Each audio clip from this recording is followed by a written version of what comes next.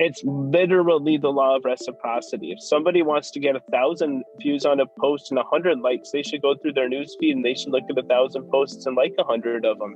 And something magical happens when you are liking other people's posts and consuming other content on what's now turned into a social media platform whose business model is to serve content to people's eyeballs. Hello and welcome to the Unnoticed Show. And I'm delighted to have with me Corey Warfield, who's joining me in a bit of a sort of James Corden style with celebrity. He's in a car driving around Chicago. Corey, thank you for joining me. Jim, it's an absolute pleasure. I went unnoticed for a very long time, and now I help people to get noticed day in and day out on the platform. I love your show and who you are, so I'm delighted to be here with you today.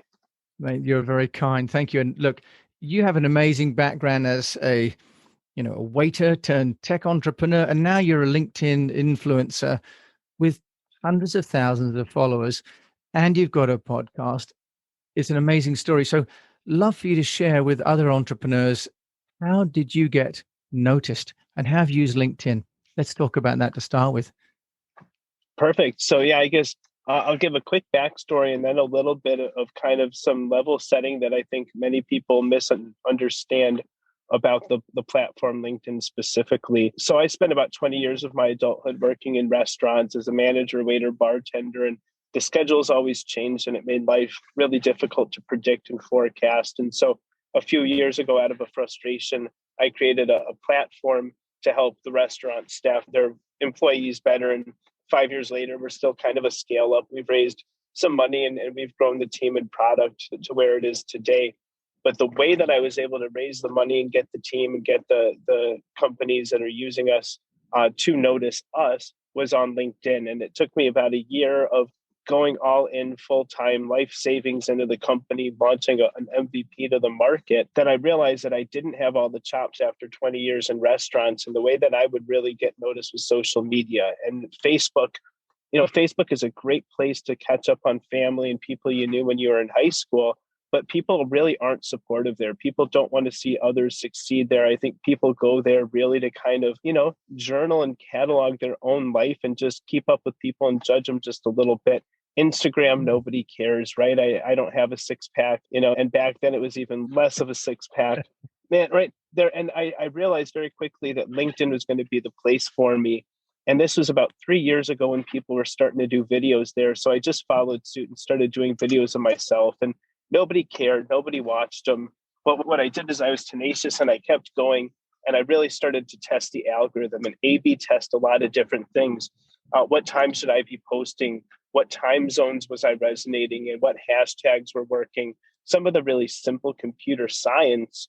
And once I started to apply my learnings of the algorithm with the psychology of the platform, which I'll go into in a minute, which I think is just such an under-leveraged subject matter, that's where I started to get the attention and the views and the awards and the podcasts and the PR and ultimately the customers and then the investors and then the team.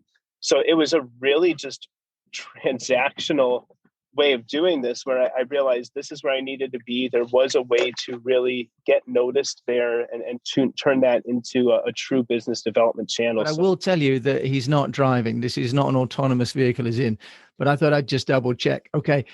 So you had this sort of insight that LinkedIn would be the place to reach out, but how do you transition from, if you like, the waiter to entrepreneur to fundraiser? Because your history follows you to some degree, doesn't it, on LinkedIn? Well, very much so. So you had to rebrand and reposition yourself. Can you just talk us through how you did that, Corey? Because many people right now after COVID maybe have lost their jobs, or entrepreneurs in the making are having to really reposition themselves. I'd love to hear how you manage that.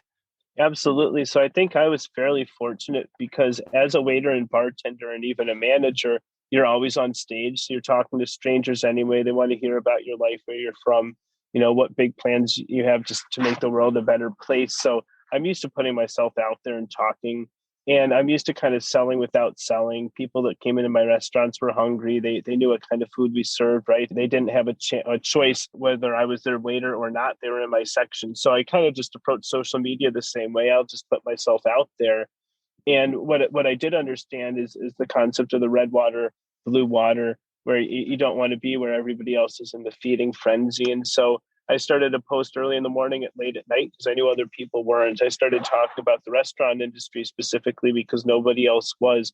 And it was where I came from, but I knew that rather than talking about entrepreneurship or anything like that, that everybody else was talking about, I really needed a differentiator. And I think a lot of earlier entrepreneurs miss the mark on having a unique selling proposition. Like, you've got to be different. So that's what I did on LinkedIn. I realized that was a deficit. People weren't really talking about working as shift workers. A lot of people couldn't relate to it though. So I needed to branch out and just really not only talk about that niche, but also, drop the really wide net and go for the whole buckshot, and learned what was really resonating at a bigger level, which was talking about job seekers, how to get jobs. That's what the platform's for. But I think what I'll do is I'd like to talk about kind of my epiphany on the platform and how to reach people. But I'd love to let you set the stage as well. Well, Corey, you're the guest and you're the knowledge. So I'd love to hear what you were going to say next. I think that one of the central questions, I think, for many people on LinkedIn is how to get the people to come, because you can be posting seemingly endless content that you think is valuable, but you're kind of like in a field and shouting and no one's coming to listen. So maybe we can start with the content strategy and the timing, but also how did you get people to find you? Yeah, well, everybody thinks that what they put on LinkedIn is valuable, right? And I'll be honest, it's not. Almost nothing anybody puts on LinkedIn is valuable. Nobody cares what's worked for you in your sales in the past. Nobody cares what awards you won at a company. Nobody cares that you're there to help people. They truly don't, right? And that's where I think people don't understand it. If I just put all my teachings out here on LinkedIn, if I just tell people about other people that I know and am really supportive, no, nobody cares about any of that, right? So the first thing, and I'll get into this in a minute, is the law of reciprocity. On any social media, especially LinkedIn, what you put out is what you get back. But more so than that, fundamentally, and here's where people get it wrong, everyone's on LinkedIn talking about themselves. What don't people want to hear about? Others, right? So everyone's talking about themselves. Nobody cares about them. People are on LinkedIn for a very specific reason, and then I'll put some bullet points to it, but everyone is on LinkedIn to sell something, to make money, right? More generally, they're there to sell themselves, or they're there to sell a product, their coaching, their book, their product, or themselves as a job seeker or a candidate who can do a job because they're a recruiter and they'll make money. Everybody is on LinkedIn to make money. So if I'm on there talking about myself, the only way that's going to resonate with people is if they can make money with it. But all of a sudden, if anyone's on there talking about how to find a job on LinkedIn, that's what people are there for. Wow. Right? All of a sudden, if you start to ask people what they are finding in the job market, how they're selling on LinkedIn, everybody wants to offer their opinion and their advice. People just don't feel like they're asked it there. So conceptually, the whole thing is talk with your audience, not at them. Everybody's on LinkedIn trying to talk at their audience, and everyone's saying, hey, look at me, let me tell you something. And it's so condescending. It's so condescending to say, like, Jim, you've had an amazing career. You more than almost anyone are qualified to show up and say, hey, let me tell you about how I grew a many $million market in this industry or that industry. Let me tell you about these cool cars, right? But nobody cares, right? You're like, you know That's what? right. Let me get people that have cracked the code, and let's figure out how to get people around the world that need the code cracked to crack it for free, freely, with no expectation. And that's the law of reciprocity. You're putting it out there, it's coming back to you. People can come find you and look at your profile and go, wow, he's an amazing man who's done amazing things, without you having to talk about it. And so that's really where I think people don't understand LinkedIn. Yes, it's a social media platform, but unlike Instagram, where people want to see your abs and what you had for lunch, and unlike Facebook, where your ex-girlfriend wants you to know that she's aging gracefully, and unlike Twitter, where you go and you talk about the other political party and you delete it an hour later because you don't want to be, labeled as this or that, right? Like, every platform is for a very specific reason. No one's on LinkedIn to do anything but make money somehow or another. So once people understand that, you start putting out content that helps people make money. Hey, how's this for a post? What are you selling? Please drop a comment with why I should buy it. Who doesn't want to? I mean, that's a conversation people want to have on LinkedIn. How about this? Are you looking for a job? I'm gonna get a bunch of recruiters to engage with this post. Drop what you're best at in the comments, and if you need to be local or if you can do this remotely, and let's get you some jobs. And then the algorithm says, there it is. They get it. right? That's what LinkedIn is there for. I've got a friend that was the co-founder of LinkedIn, and I talked to him, and he says, the reason that we started this platform is so you could look people up and see what their career is like and who they are as a professional before you hop on a call with them. That was it. It wasn't intended as a social media platform. So when people are on there talking about what time they wake up in the morning, what their favorite kind of coffee is, who their favorite author is, again, nobody cares. And it's a really brutal message, but 90% of people don't understand it. So when you're in that 10% of the people who do get it, it becomes this really easy, replicable computer science where you just play the algorithm, give your direct audience what it is that they want on LinkedIn, and then people come to you. And I want to give you a chance to jump in, but where we'll go with that is, how do you get those people to come to you, and what do you do when they're there? Because it is a free global 24/7 networking site. And Corey, that was what I was going to ask you next, was that if you're putting that content out, maybe you give us a specific example of a quality post as you can do that, because you've talked about the need to create content that is more sort of interactive and interrogative rather than sort of selfish. Can you give us a practical example? And then, yes, how do people then find that? Because people, I think, have been experimenting with polls, for example, with what are your 3 best pieces of advice for this, and may not get anywhere. So how does that work? Yeah. So I think what it would be challenging for me on a podcast with this wide and broad of an audience to say what kind of posts would do well. But what I can say generally is the very short videos do well, and really high quality still images do pretty well when they're accompanied by a question that there's actually a what's in it for someone else to answer. But with the short videos, it has to catch the attention of an audience instantly. And it's got to either make them say wow, make them say awe, or make them laugh instantly, because people are going through their news feed and there's 10,000 posts that are vying for their attention. How do you get them to stop? Right. And some of it's that first line as well. And if you ask a question, it can draw people in, but a lot of it is visual. But I think what's more important than that even is understanding how important the headline on LinkedIn is. The headline is what's right underneath your name, and everybody gets it wrong. People will say, vice president of sales at Hertz, or people will say, I'm here to help, or people will say top podcaster host, or people will say all kinds of things that no one is on LinkedIn to find. Nobody is on LinkedIn to find a business development manager at Hertz. If they were, they know where to find them. Period. Nobody's on there to find a top podcaster.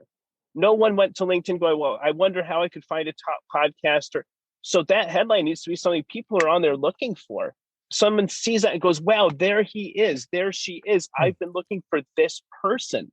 That headline needs to start a conversation. And the amazing thing about that is it can be whatever you want, and it can resonate only with people that you know it'll resonate with. And then every time you engage with anyone anywhere on LinkedIn ever, your headline and your name and your little picture come up, whether it's commenting under their stuff. So now you can go to a company you want to work for. You can go to a company you want to sell something to. You can go to a professional that you want to have a conversation with. You can go to a prospect that you just want to send you a connection request, because everything in this world should be inbound, right? It's very doable if you're using psychology to get everything on LinkedIn to be inbound. That headline is so important. So mine says something like restaurant worker turned tech entrepreneur, or right. waiter turned tech. People every day reach out and go, wow, I saw that headline, I had to talk to you. And who are they? They're people looking for restaurant tech. Go figure. I started a technology company that serves into the restaurants. That's my ideal client. How powerful when those people come to talk to me. I'm not prospecting them. And I've now taken the approach, I'll almost blow them off. They have to chase me down. So they want what I'm selling. By the time they get on my calendar, they've already decided. They just want to know how much it costs and how I'm going to help them roll it out and what it's going to do for their life. And that's how I get my clients for my coaching. That's how I get my investors for my various initiatives. I'm launching my own cryptocurrency. I've got people, I changed a couple of the headlines on Twitter and I think TikTok to talk about the Corey coin coming out. And people are already having those inbound conversations, and I'm able to deflect those to my teams. But it's all about getting that headline out there, right? And very soon when we drop this coin, my headline's going to say something about that. And I'm going to have more inbound conversations daily than I know what to do with. Of course, you know that in England, you're going to have a problem because the Corey here is Coronation Street. So when you announce the Corey coin, everyone's going to think that Coronation Street has got its own money since leaving Europe. Now, Corey, just go back then, if we can, because we've only got another 5 minutes left. You've got your content that you talk about being interactive and asking questions and solving problems for people. But how is that then found? How are you able to attract such an amazing audience, what you call inbound? Because that seems to be the missing part of most people's LinkedIn strategy. Yeah, well, so the good news is that's the easiest question to answer and the easiest strategy to implement. If somebody wants a post of theirs to get 10 likes and 100 views, they should scroll through 100 posts in their newsfeed and like 10 of them, right? It's literally the law of reciprocity. If somebody wants to get 1,000 views on a post and 100 likes, they should go through their newsfeed and they should look at 1,000 posts and like 100 of them. And something magical happens when you are liking other people's posts and consuming other content on what's now turned into a social media platform whose business model is to serve content to people's eyeballs. Something really magical happens when you spend a little bit more time on the site and when you're intentionally and deliberately engaging with other people on there. It's magical. They come to your profile, right? And they look at your about and what you've done, and they look at your content, and it's just this law of reciprocity. And if you think about it on a very conservative side of things, if you shoot to give 90% more than you're expecting on the social media platform, and you give people some likes and some comments, and you're thoughtful and you're engaging with other people, it does come back to you, and it comes back to you very quickly. And so now when you're strategic, especially engaging with second and third connections so that your name gets out to people that you are not already familiar with and to, it comes back to you. I mean, instantly and in a big way. And Corey, can I just ask you a question about technology? Do you think that's necessary to do that as an individual? Do you use a tool for that outreach? No, so I not only do I not use any tools, nor do I recommend them. I'm not even familiar with any anymore. The algorithms and the computer science picks up on those. It penalizes pattern matching and automation and anything like that. And I need to have that personal relationship. So, whether I have 250,000, 300,000 followers on a certain platform or whatever it is, I'd rather ignore people's comments or messages accidentally and have them just kind of extrapolate that I'm probably too busy rather than have a computer or somebody else. I have people in my team that I deflect people to, but I don't have them respond as me either. I figure my personal brand is my asset, is my currency, and I have to be very guarded with that. And I like the personal touch. Now, that said, at Corey Connects, we are building a growth bot that Ask Grammarly does. So when you're on social media, it will give you little tips and tricks. Hey, maybe you should move this hashtag. Maybe you should engage with this post. But it's only putting opportunities in the user's hands that they can then do personally as well. It's not automating anything. That's a really interesting feedback, that you should still be authentic. And that's kind of a recurring theme in all the conversations I'm having, that whilst sort of automation and personalization at scale is possible, we still have to be intimate and directly personable with people, or we lose that connection, right? So that's essentially a good humanist message. So Corey, if people want to find out more about you, you've got Corey Connect, you've got the Corey Coin coming out. You also have mentees. You help people that want to learn how to use LinkedIn. How can people find you? Yep. So right now on most channels, I am both personally and now with my team represented as Corey Connects. So it's CoryConnects. That podcast is on virtually every channel by the same name. So Corey Connects is a great way to kind of see what I'm up to and to get involved. And again, in different capacities, I have different team that helps me handle things like PR and the clients for the growth coaching and things of that nature. I'm involved with a platform called Influencer Active as well right now that's offering influencer marketing to, solopreneurs and startups as well. That's pretty cool. We just launched and have been doing some fun things there. I am a managing director with Founder Institute. We do have an international presence as well. So anybody that's in the Founder Institute network or thinking about starting a company, that's a great place to go. And I can be found on all the social platforms under my real name, Corey Warfield, CoryWarfield. And I always try to respond to everyone that I can, with a caveat that I can't respond to everybody. So patience is a virtue, and I always appreciate it.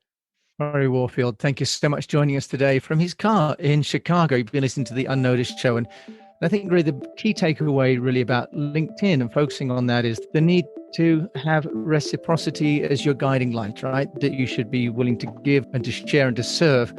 and to some degree trust the platform and the goodwill of others to bring back to you.